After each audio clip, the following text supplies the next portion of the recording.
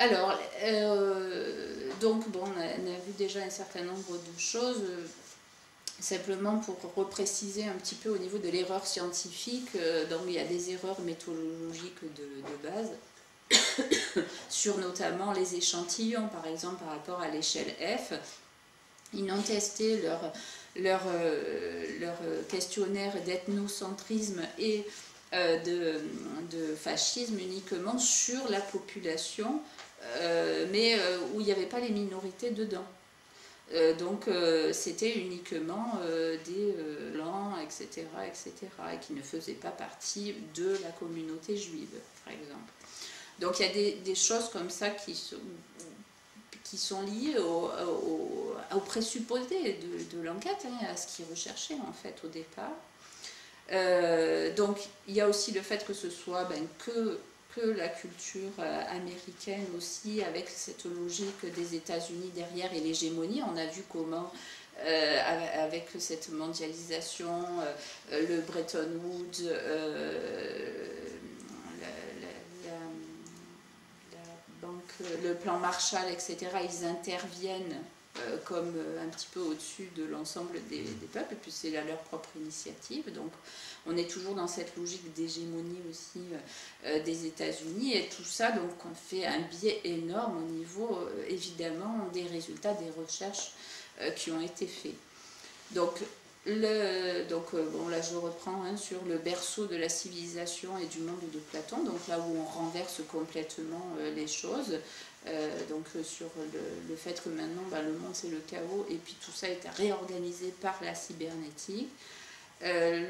Alors il y a une autre chose, c'est le constructivisme radical. Il faut savoir que la cybernétique, etc., a mis en place aussi un courant qu'ils appellent le constructivisme radical. Le constructivisme radical, c'est quoi? Alors c'est Paul Václavic, je ne sais pas si ça dit quelque chose à quelqu'un.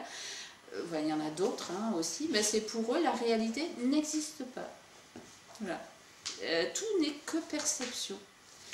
Vous avez tout un ensemble d'ailleurs de courants de Palo Alto, etc., qui parlent de ça. Et dans le documentaire d'Aznest, il y a même un des précurseurs de ça qui lui-même dit mais non, mais la réalité n'existe pas. Quand la science, quand on voit qu'il y a quelque chose qui ne marche pas et qui ne colle pas, c'est pas grave, on recrée une molécule qui explique, et puis etc., etc. Voilà. Et une sorte de fuite en avant, de trouver des explications toujours, sans jamais remonter à la cause. Et donc ce constructivisme radical, donc, qui part du principe que la réalité n'existe pas, contredit alors une chose fondamentale des sciences aujourd'hui, c'est que donc c'est le continuum entre liberté et déterminisme. Alors ça paraît un peu compliqué, mais à l'origine, en fait, avant 1789, en gros, avant les courants de lumière, la conception du monde, c'était il y a des déterminismes, on est né pauvre, on est né riche, et puis c'est comme ça, il faut s'y faire, quoi. Voilà, c'est nos déterminismes, c'est comme ça. Et puis les Lumières ont mis en place en disant non, pour être libre, l'homme doit s'arracher justement à ses instincts et ses déterminismes, il doit s'arracher à sa nature, il doit s'arracher à son animalité pour être libre. Et donc il y a eu un revirement donc, au niveau de la Révolution française, et où les philosophes qu'on disait anciens et les philosophes modernes donc avaient deux systèmes complètement différents, où les uns préconisaient de se caler sur ce que la nature nous disait, et puis les autres donc sur notamment le sang, la noblesse, donc on est né de, etc. Et puis les modernes qui disaient non, il faut se libérer, donc il faut s'arracher à tout ça. Et en fait aujourd'hui, qu'est-ce que montrent les sciences? C'est qu'en fait c'est un continuum, nous sommes un continuum entre les deux. Il y a par exemple donc, Laurent Bègue, qui est psychologue social à l'université là, il a fait différentes études, et notamment il a évoqué dans un colloque qui avait été fait sur ça que l'empathie, c'est quelque chose qui est inné, un nouveau-né, donc c'est des expérimentations, un nouveau-né, vous lui faites écouter son propre pleur enregistré, ou le pleur d'un autre bébé et puis un bruit blanc, et bien en fait il ne réagit pas, sauf quand c'est un autre bébé qui pleure, et dans ce cas-là lui aussi pleure, c'est-à-dire qu'on est perméable aux émotions d'autrui. C'est l'empathie et c'est la base de notre instinct social et des besoins vitaux qu'on a, et ça c'est pas acquis, hein, c'est quelque chose qui est vraiment quand le bébé il sort du ventre, hein, donc c'est pas du tout par l'éducation. Et donc c'est à partir de ces déterminismes-là qu'ensuite on peut construire en effet différentes choses et qu'on peut s'éloigner aussi de cette empathie. Hein. On verra la perversion par exemple narcissique, c'est ça, hein, c'est ne pas avoir d'empathie envers son prochain. Voilà, et puis la réalité est dissoute dans l'abstrait. Donc la confusion entre autorité et pouvoir, donc, alors si on prend les racines latines, il y a autoritas et podestas, hein, donc l'autoritas c'était le Sénat, hein, et c'était tout ce qui était garant du savoir, de la tradition, des choses immuables, et par contre le podestas c'était un peu notre exécutif et le législatif, c'est-à-dire celui qui décode, qui ordonne, qui surveille, qui punit, hein, donc c'est la loi légale, alors que l'autoritas, c'est l'autorité naturelle, hein, c'est le parent avec l'enfant, c'est le maître avec l'élève, donc c'est un rapport qui est complètement différent. Autant le pouvoir utilise la force, la violence ou la manipulation, autant l'autorité, non, c'est une puissance qui véhiculant des traditions, etc., mais aussi l'innovation, parce que c'est aussi un pouvoir créateur. Donc, c'est une puissance devant laquelle on s'incline. Hein. Donc, faire autorité, ça veut dire ça. Hein. Et d'ailleurs, le pouvoir a besoin du Sénat ou de ce savoir, de ces savoirs de l'autorité pour pouvoir légitimer son pouvoir, sans quoi il est obligé d'utiliser que la violence ou la manipulation. Donc ça c'est le livre de Ariane Billéran que je vais vous montrer, qui est très très intéressant. Donc elle est docteure en psychopathologie. Je ne sais pas si vous voyez, elle a travaillé pendant une vingtaine d'années elle a fait un cursus de philo aussi, elle est normalienne, et elle a travaillé pendant une vingtaine d'années sur le harcèlement en entreprise, justement, et elle a écrit donc ce bouquin sur l'autorité. Je me suis inspirée notamment de son livre pour ce passage-là. Donc les fonctions de l'autorité, c'est l'engendrement, c'est-à-dire être garant des origines, c'est aussi la conservation, c'est-à-dire l'identité, hein, la conservation de l'ordre du monde, hein, qui est entendu comme le cosmos, hein, c'est-à-dire comme quelque chose qui est en harmonie et qui est immuable, donc c'est ce fameux principe d'autorité. Il y a aussi la fonction de différenciation, c'est-à-dire que l'autorité s'inscrit toujours dans un projet. Par exemple, l'autorité parentale s'arrête quand l'enfant est majeur. Hein, c'est un cadre donc, qui différencie tant que c'est un enfant, et puis après c'est fini. Donc c'est quelque chose qui est transitoire, tout comme le maître et l'élève, le maître est dans la transmission. Et puis, une fois que c'est transmis, c'est à l'élève lui-même de transmettre, etc. Donc, on est dans cette logique-là. Et l'autorité, du coup, on peut dire que c'est un concept politique parce que c'est l'essence même, dit Ariane Billéran, et ce que je crois fondamentalement, c'est l'exercice juste du pouvoir qui est au sein de l'organisation des citoyens. Hein, c'est ce qui permet en effet de légitimer. Et ça empêche même le pouvoir législatif et exécutif de basculer dans les abus de pouvoir et dans la tyrannie. Donc cette fameuse toute-puissance et démesure dont j'ai parlé tout à l'heure. Alors un citoyen, ça commence donc dans la famille, donc avec le modèle patriarcal, avec l'apprentissage et la différenciation, notamment des sexes, hommes-femmes, celui des générations, hein, entre les parents, les enfants, les adultes, les enfants, mais aussi les individus, et à travers le complexe d'Oedipe, alors qui a été un peu vulgarisé, mais le complexe d'Oedipe, c'est une phase tout à fait fondamentale où l'enfant doit passer de la toute-puissance infantile à la socialisation en fait, hein, et les interdits et les tabous et tout ce qui se passe à ce moment-là de l'Oedipe est fondamental pour se socialiser tout simplement. Et ça, c'est l'éducation.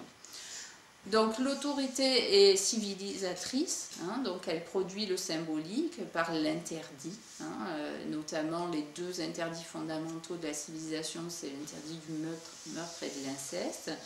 Elle produit aussi du symbolique à travers les lois, le langage, la pensée, donc elle transforme l'animalité en humanité, donc ça c'est Kant, pour reprendre la formule de Kant. Et elle permet le passage donc de la pulsion, hein, donc cette toute-puissance dont je parlais, à la spiritualité, donc à l'esprit, qui est garante aussi du principe de réalité et donc d'une santé morale, mentale, et d'une société humaine qui soit saine. Voilà. Donc l'autorité, c'est quelque chose d'important. Et on voit bien, en éclaircissant ces concepts et cette confusion, que le nouvel ordre sociétal qui a été mis en place par les conférences Massy, et notamment Adorno avec son échelle de fascisme, autorité, etc., basé sur cette confusion-là, génère... du coup, c'est un petit peu le titre de la conférence, une société malade, tout simplement, donc où règne plutôt l'individualisme, puisqu'il n'y a plus donc cette place où chacun doit prendre sa place. Hein, je disais dans l'orientation, donc on ne peut pas tout faire, mais on doit trouver la place dans laquelle on est. Il y a aussi la rééducation, et la manipulation mentale et le mensonge, qui sont les outils du pouvoir, mais des abus de pouvoir en fait, hein, tout simplement. La psychologisation de la société, l'égalité de fait et non plus de droit, hein, qui est aussi, alors que l'autorité de droit, c'est lié à justement l'autorité naturelle, hein, dont je parlais avant. La négation de l'autodétermination individuelle et sociétale, et, ça c'est un peu des redites, hein, la définition de la démocratie comme anti-autoritaire, donc qui est typiquement contraire à ce qui peut nous permettre d'être une société en bonne santé. Et la seule autorité du coup qui reste, c'est la cybernétique, hein, qui remplace l'autorité humaine. Donc c'est ce qu'on appelle aussi le scientisme, c'est-à-dire où la science dessine à la place des hommes. Voilà, donc en gros, pour conclure, dans la mondialisation est mortifère car elle méprise la nature même des êtres humains, donc les inégalités naturelles, et fondatrice de la civilisation et aussi notre instinct social, notre instinct de coopération et sociale, dont je reviendrai sur d'autres conférences, notamment, je crois, l'avant-dernière. La dernière. Et plus généralement, donc, elle nie les règles d'équilibre et de conservation de l'univers, donc c'est-à-dire le respect de l'harmonie du monde, enfin, en tout cas du principe de réalité et de la vérité. Et c'est ce qu'on peut assimiler donc à un mécanisme de perversion et de harcèlement des peuples, donc dans ce mouvement de la mondialisation. Alors là, on passe à la partie donc perversion narcissique. C'est un mot à la mode, hein, qui a été donc dans les. On voit beaucoup. Hein, d'ailleurs, je l'ai dans l'Express, dans les têtes des pervers narcissiques. Comment les reconnaître, comment quitter un pervers narcissique. Enfin bref, vous avez tout un ensemble de choses. C'est notamment Marie-France Irigoyen en 1998 qui a popularisé ce concept, et elle l'a fait au niveau du travail, hein, notamment sur le harcèlement moral en entreprise. Et en fait, les médias ont petit à petit utilisé ce mot pour un petit peu toutes les situations, cette notion en tout cas, dans toutes les situations, et surtout en individualisant la pathologie. la perversion narcissique, alors qu'en fait, alors je reviens après, alors qu'en fait au départ, ce concept, c'était pas seulement une psychopathologie individuelle, c'était pas une psychopathologie individuelle, mais c'était bien une psychopathologie sociale. Pour revenir sur le harcèlement, puisque cette notion de perversion narcissique est liée au harcèlement, je reprends donc la définition de ce qu'est le harcèlement par Ariane Billéran, donc celle qui a écrit l'autorité psychologie et psychopathologie. Donc le harcèlement vise la destruction progressive d'un individu ou d'un groupe par un autre individu ou un autre groupe au moyen de pressions réitérées destinées à obtenir de force de l'individu quelque chose contre son gré, et ce faisant, à susciter et entretenir chez l'individu un état de terreur. Donc ça, c'est dans son livre donc Harcèlement moral, qu'il y a aussi donc, le livre rouge que j'ai animé.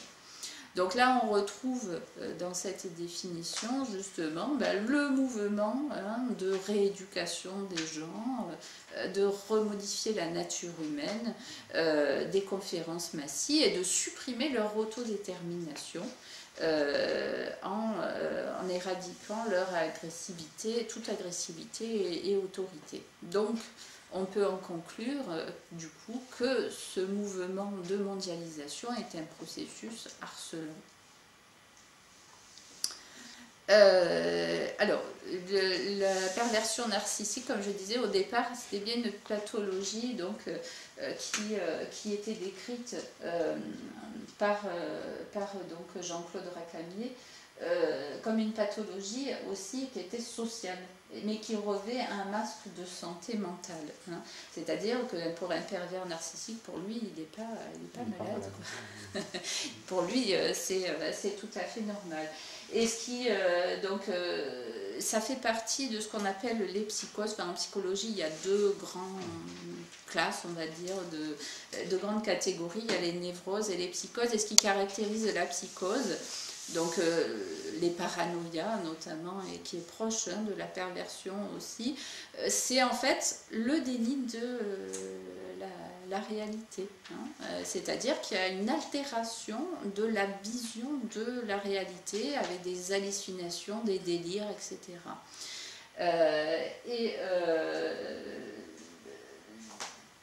Autre caractéristique dans la perversion narcissique, c'est bien l'incapacité de développer de l'empathie envers son prochain. Donc en étymologie, perversion, c'est pervertere, donc mettre sans dessus-dessous, c'est-à-dire c'est une action qui détourne un objet, une chose, de sa vraie nature. Donc, par exemple, je vous parlais tout à l'heure de l'échelle F, donc les valeurs deviennent complètement inverses. Ce qui était la norme devient fasciste, et ce qui était déviant devient la norme, ou en tout cas ce qui est exigé ou devient une norme sociale.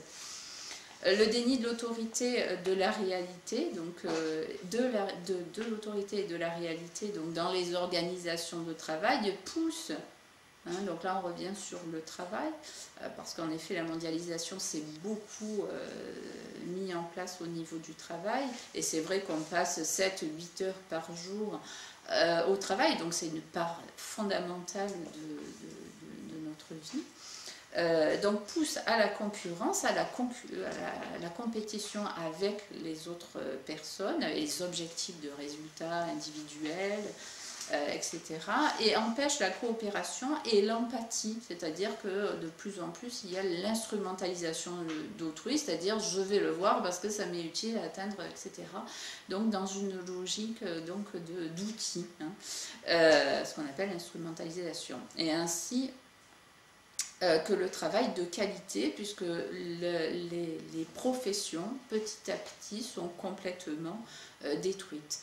J'en parlerai, alors l'autorité aussi, hein, le maître et l'élève, et puis l'ancien par rapport au nouveau qui arrive et aux débutants, ben, tout ça, cette autorité-là qui naît de l'expérience, qui naît de la formation, qui naît d'un talent particulier qu'on a dans un domaine, ben, est complètement niée. Et les règles de métier aussi, qui sont traditionnelles, ben, on ne peut plus les exercer parce qu'on doit s'adapter à un contexte qui est toujours plus vite, plus, etc. Et dans ma conférence le 9 janvier sur les services publics, donc l'impact justement de ça sur les services publics, et le New Public Management, donc on voit que l'objectif principal de ce management, c'est en effet détruire les professions dans l'État. Pourquoi? Parce que les professions sont en effet déjà ils sont unis par des règles de métier, etc. Donc ils sont plus dangereux, hein. Il y a des textes notamment de l'OCDE qui expliquent qu'en effet les corporatismes c'est quand même super dangereux pour libéraliser. Et puis, c'est aussi la qualité du travail qui est en jeu. Voilà. Alors là, j'en viens à une chose importante, et puis je finirai ensuite, si c'est possible, par un extrait de Christophe Dejour, qui est donc spécialiste des risques psychosociaux et qui travaille au CNAM, hein, au Conservatoire national des arts et métiers, et de la banalisation du mal. Et il explique donc un petit peu ça et la contagion qu'il peut y avoir en entreprise. Donc ces nouvelles organisations de travail à travers le management ont un impact énorme sur la santé, hein, donc les risques psychosociaux. Les suicides en entreprise n'existaient pas avant les années 90, elles sont bien arrivées dans les années 90. Avant on se suicidait, mais on ne se suicidait pas dans son bureau ni... voilà. Donc il y a le CNAM qui explique l'évolution de ça et l'impact de ces nouvelles organisations.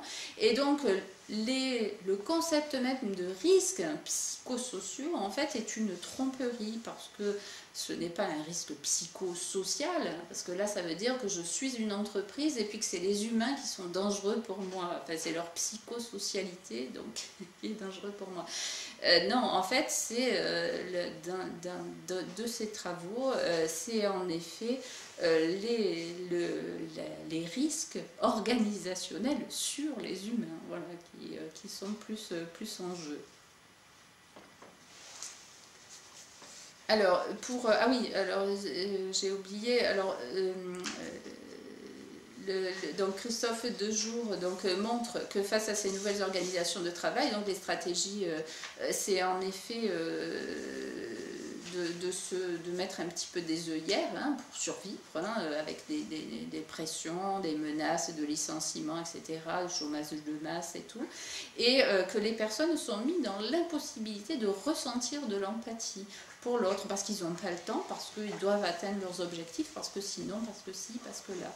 Et donc, ils sont amenés à faire des choses qu'ils n'ont pas forcément très fiers de faire, ou alors ils ne respectent pas les règles de métier, et ils ne sont pas, donc du coup, dans la capacité d'assurer la qualité du travail qu'ils font.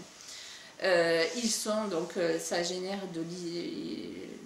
un isolement qui est important. Et voilà. Et en général, les risques psychosociaux sont dus au fait que je n'arrive plus à travailler dans les conditions qu'on me donne, parce qu'en fait, je ne suis plus en capacité d'être fière de ce que je fais, voilà, et de ce que je cherche au travail. Et tout ça est lié à la destruction des professions. Alors sur Hannah Arendt, vous avez le film, hein, donc c'est quelqu'un de très important. Donc Christophe Dejour se base un petit peu sur ses théories politiques, parce qu'elle est politologue, mais elle est philosophe à la base. Et ils ont fait un film sur elle, parce qu'elle a créé justement... elle a expliqué notamment à travers le procès Eichmann, qui était un criminel de guerre nazi, elle-même étant juive, qui a dû fuir l'Allemagne. Elle avait été envoyée par le Times ou un autre média pour justement couvrir le procès. Et elle a fait scandale parce que quand elle est revenue, elle a dit, mais en fait, j'ai vu un monsieur, mais qui n'était pas antisémite, quoi. C'était pas l'individu qui était en cause, mais c'était qu'il était dans un système où on lui demandait d'obéir aux ordres, voilà. Et il était dans l'armée, et donc voilà. Et en fait, elle a été accusée de déresponsabiliser les criminels nazis, etc.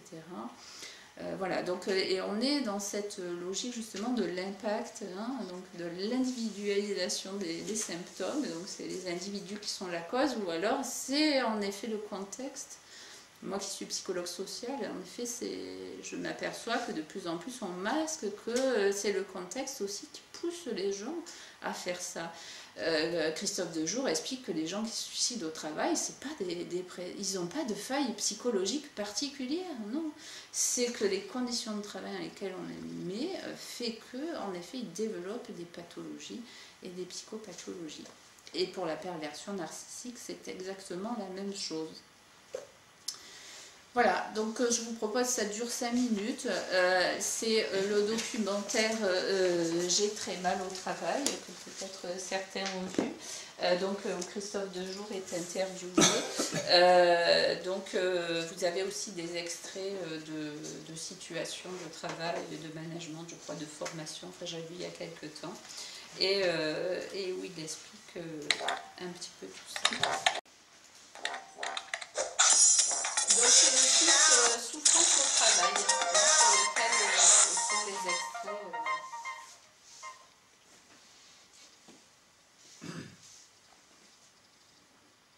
Il y a quelque chose de consubstantiel entre être dans le monde des êtres humains, faire partie du monde humain et travailler. Le travail n'est pas quelque chose, c'est anthropologique le travail. Le travail est un moyen de me confronter à moi, aussi bien quand je travaille mon piano, si je veux devenir pianiste par exemple, que quand je travaille à l'usine ou quand je travaille comme chercheur ou n'importe quel métier.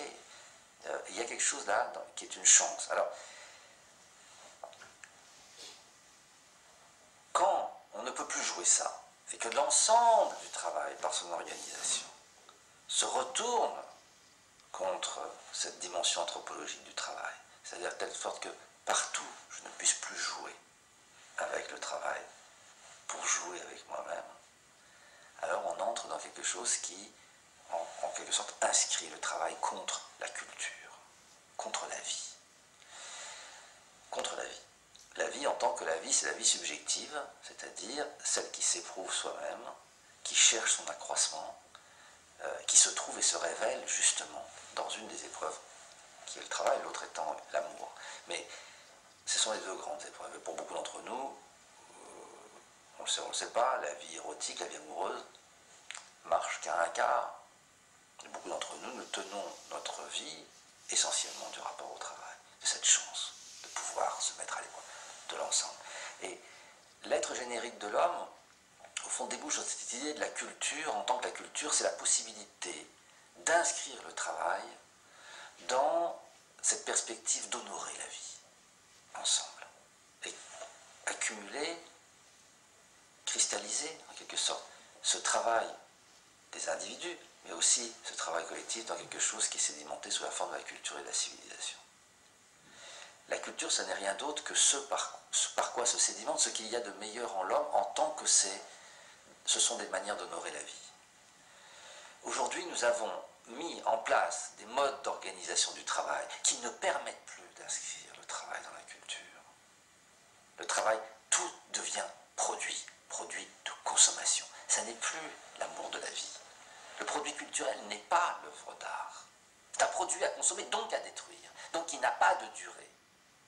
Et c'est ça qui est terrifiant. Et en plus, on doit renouveler les modèles pour le consommer le plus. Et puis, si possible, baisser le niveau de nouveauté, du pouvoir de déranger, du pouvoir de critique que contient l'œuvre d'art, en tant qu'elle nous ouvre justement à la fois sur un regard critique du passé et qu'elle ouvre des perspectives d'avenir, fait apparaître des formes nouvelles par lesquelles l'homme se grandit lui-même, se découvre, se révèle à lui, mais quand même tendu vers quelque chose qui est bien honoré l'être humain de l'homme.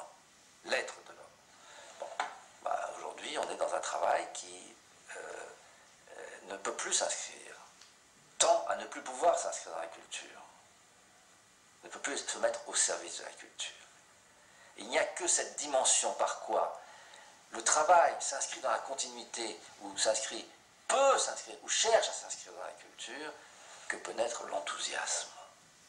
L'enthousiasme a disparu. Nous avons perdu notre enthousiasme. Il existe encore un peu chez les artistes, on le voit, de façon absolument bouleversante aujourd'hui, quand on a un opéra, une pièce de théâtre, quelquefois un film, ébloui devant le travail collectif, tout ce que ça représente de coopération, et puis de bonne humeur, et les mecs qui chantent ensemble, et on a le concert, et tout à coup tous ces gens chantent ensemble, ils viennent de différents pays, de différentes nations, là, en quelques temps, ils ont monté. Alors là, oui, l'enthousiasme revient, on comprend ce que ça veut dire, mais c'est eux qui le tiennent aujourd'hui. Le monde du travail, pour l'ensemble, est déserté de tout ça. Nous sommes dans la décadence. C'est pas demain, nous y sommes. La décadence, elle est là. La décadence en tant que l'homme se nie soi-même. C'est ça la réalité aujourd'hui du travail. Et c'est ça qui évidemment pose problème. Il faut reprendre la main là-dessus. Et nous pouvons, donc ça dépend de nous.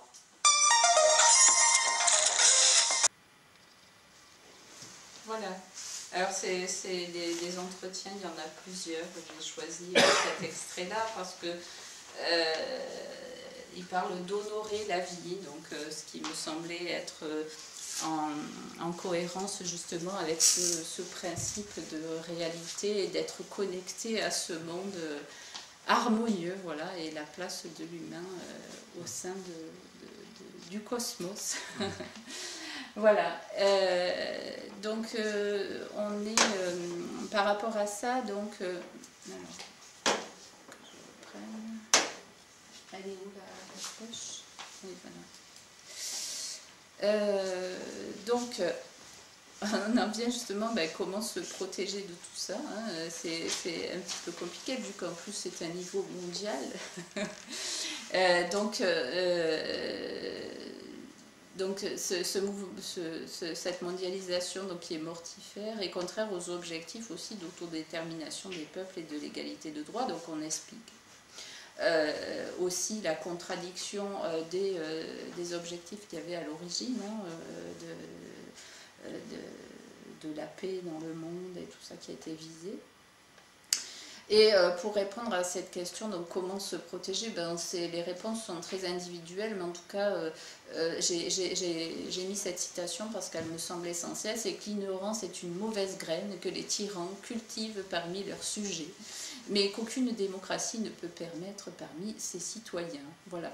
Donc c'est pour ça aussi que je fais ce type de conférence, pour diffuser des informations sur des faits qui sont réels et qu'on peut vérifier. D'ailleurs, vous avez tout un ensemble de sources. Et du coup, la suite des conférences, hein, donc vous avez eu le programme des conférences, donc à peu près tous les mois jusqu'en juin. J'ai dit d'ailleurs tout au long de cette conférence que ça, j'allais en parler à tel endroit, à tel endroit, à tel endroit. En fait, tous ces éléments-là découlent en fait de ce sens sociétal qui a été mis en place par les conférences Massy et la mondialisation. Voilà. Donc pour se protéger d'un danger, donc il faut plutôt le connaître et ne pas le subir, hein, ne pas être dupe. Et puis trouver ensuite des solutions individuelles et collectives pour s'en protéger. Mais pour ça, il faut d'abord prendre conscience de la réalité de ce qu'il en est. Et voilà, donc pour les prochaines conférences, donc la prochaine, je vous l'ai dit tout à l'heure, et puis on terminera là-dessus. Les harmonie et bien-être au travail, la destruction du projet social français par le courant du management et de la cybernétique. Voilà.